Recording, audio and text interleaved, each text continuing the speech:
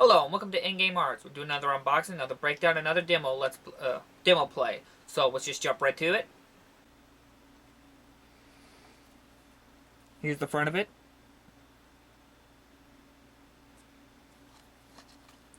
The side. The back.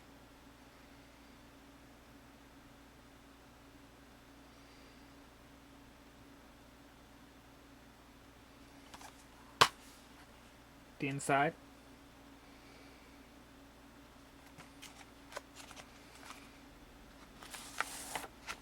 And a special artwork in the back. This is not reversible though.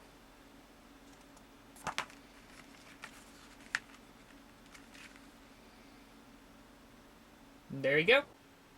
Well, that was the unboxing of Gravity Rush, the Remastered Edition. If you don't know, Gravity Rush is a Vita game. It came back out on 2014, I believe it was. 2014. It was a big hit on the Vita. I don't think it got as much notice as it deserved. But it did get a good following on the Vita, and a lot of people are super happy to hear that they're actually making a Gravity Rush 2 now on the PS4, but sadly only for the PS4. I don't think it's going to be having any ports to the Vita, so sorry for Vita users. But for us who did not buy a Vita or just didn't have no desire to own a Vita, the remastered version is basically the Vita version with all the DLC on the disc. It's got all the bonus map and all the costumes. It plays great. It's even been functioned to alter the work with both the extra buttons on the controller. So now the R1 and L1 and R2 and L2 are then compatible with the reiteration of Gravity Rush. Gravity Rush is an interesting game. When I actually played this, I had no foreknowledge of Gravity Rush when I bought this game. I've heard about it, but I didn't know enough about it because I don't care for handhelds. It's a personal thing. I don't care for them. But I had no idea that Gravity Rush was an open world game. It basically works like there's one game I was thinking that almost looks like and plays like. It looks like Legend of Zelda Twilight Princess. I don't know if you've ever played that on the GameCube or the Nintendo Wii, and they're remastering Legend of Twilight Princess on the Wii U. When you go in the Twilight world, everything's got this like inky kind of like black faded kind of color and distorted look. Playing Gravity Rush really gave me this feeling of being back in Twilight, the Twilight world and Twilight Princess, where everything felt disoriented and altered, and not like the world as it should be. Like, basically a Twilight world. I got that feeling. I don't know if anybody else got that feeling when you seen the Let's Play. And let me know what you think. If you don't remember, check it out. Pop in Twilight or watch a video. You can actually see like some kind of comparison to it. Also, the game does not have any voice acting. It's got like the jibbery jabber, just mumblings of certain sounds. So it kind of gave me that feeling of Legend of Zelda as well, where people don't actually talk, they just kind of do a mumble. So I get this feeling that this was very inspired from Legend of Zelda's Twilight Princess's style.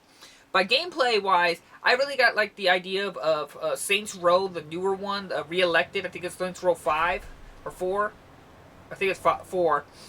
Where when you in that game you get these superpowers, you can fly, defying gravity and everything, and you just go jumping and flying. Well, this doesn't work exactly the same. Basically, you turn off gravity for your character, or just that generalized area. It's not actually just your character. You turn off gravity, and you can actually just shoot yourself and shoot to another platform, and use gravity force to slam you up against the wall, and you can just walk across the wall like that. Basically, her power, I forget her name, sorry, I actually forget her name. Her power is to use gravity to her advantage.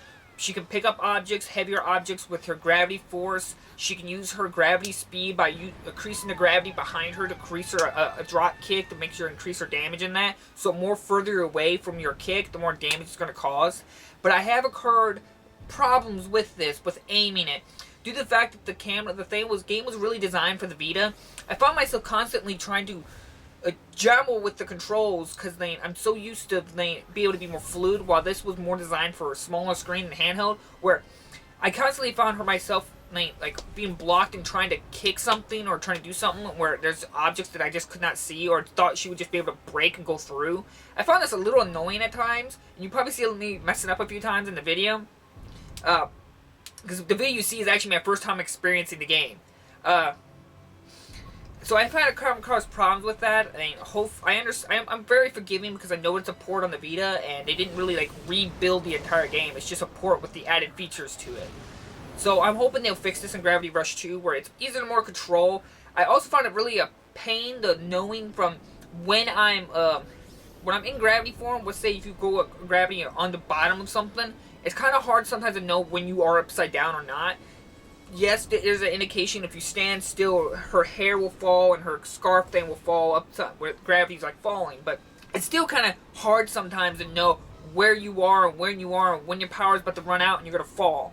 I hope this new feature the newer one can add some of that indication to let you know. While like in Dead Space 3, when you're out in space and stuff, and you're all disoriented, you no longer know where's balance and everything.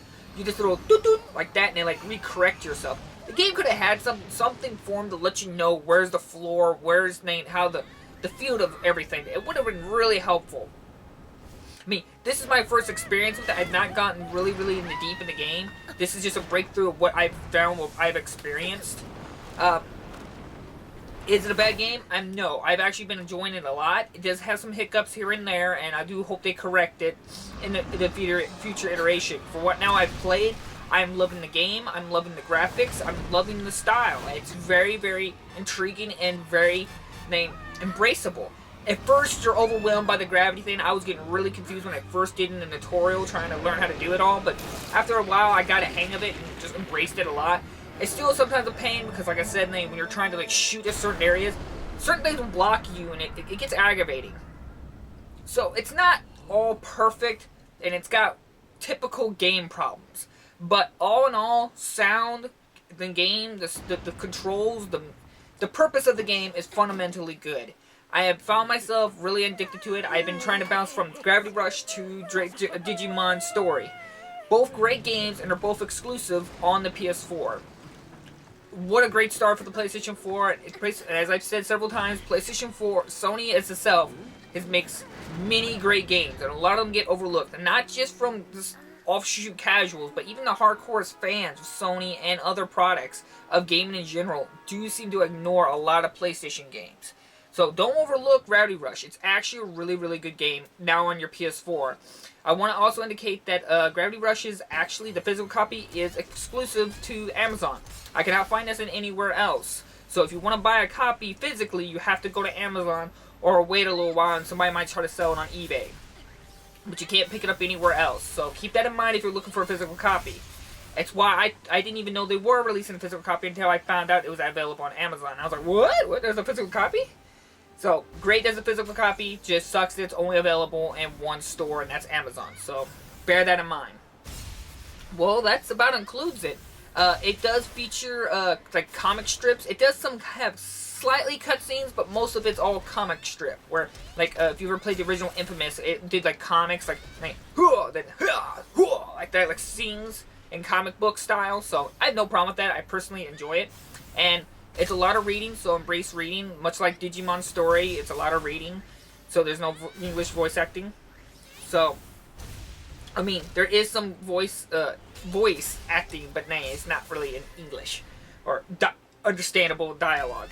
So, look up Gravity Rush. You can get it digitally onto your PS4 or get a physical copy. And I will always say preferably get a physical copy because it does include all the DLC and it functionally works, and physical's always better. So, thank you all for watching. I hope you enjoyed this breakdown and Blade unboxing. Please leave thoughts and comments down below. I'll post a link at the bottom if you're interested in buying a copy. So, thank you for watching, and hit that like and subscribe button if you're more interested in seeing more videos from me, because it's fun to do this, and I'm always learning how to do it better. And got any opinions or ideas to better the channel, I'm always eager to hear more about it. And I would always try to see what I can do to better my channel for you all and for myself as well. So, thank you all for watching, and I'll see you all in the next episode. Bye-bye!